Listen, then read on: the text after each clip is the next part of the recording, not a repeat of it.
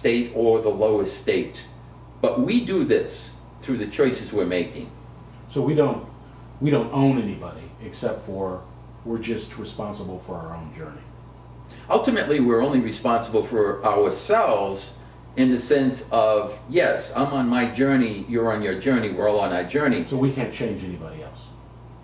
We can influence others, as we do. In every given moment, we are influencing those around us and those that we come in contact with. We're influencing everyone through our actions, through our thoughts, through our beliefs. And as we demonstrate to the world what we believe, we are influencing the world. And the world then is reflecting this belief back. So, yes, we have a responsibility first to self. When I say self, I'm talking about the true spiritual self. Because when you honor the true spiritual self, what you are doing then is you are shifting and altering the vibration of the collective. And now you are serving the collective by focusing on the true spiritual self.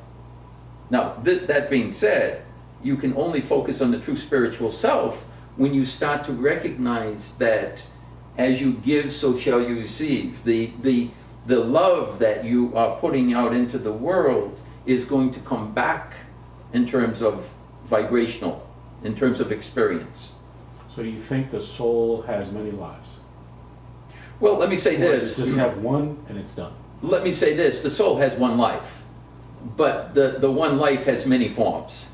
And this is, again, where Christianity has kind of misunderstood and misrepresented the fact that you have one life to live. You were created, but that creation is infinite. You're an infinite being.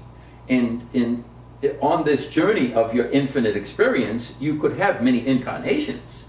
You could have many forms that you experience. But the form, even though it's shifting, does not mean that that's who you are and you have a beginning and an end. No, you're a continuum. We all are. And what does the soul look like? Well, in fact, I would say the soul looks like the air that I'm looking at. It's formless in its purest sense. The soul is formless. The vehicle or the body in which the soul is housed can have many forms, and it shifts. Not much like if you were to look at water, for example. Water can change form. It changes form through frequencies. If we slow the frequency, we've got a solid cube. And now, of course, that solid cube, if I was to take a cube and try to put it into a bottle, and the cube was larger than the bottle neck, I can't force that in there.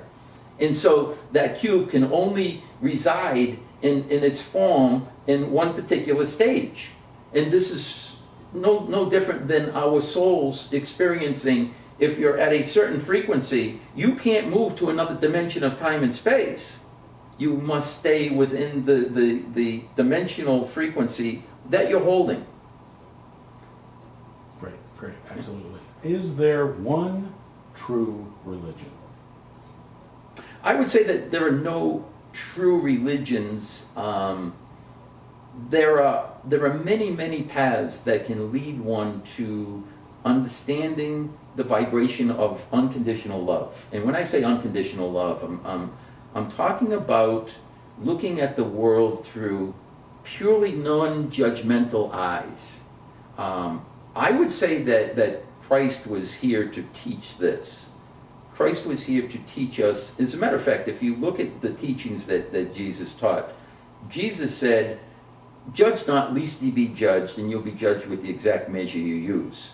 He was teaching the mechanisms of creation, so to speak. He was talking about what you're holding on to in this world the big secret that's out today, the law of attraction.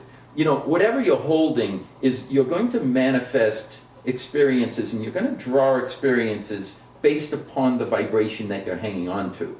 And this is why our judgments, every judgment you hold is going to magnetize an experience. And this is why it's so difficult for us to recognize true spiritual truths here, ultimate truths, is because the world is going to validate even our erroneous beliefs.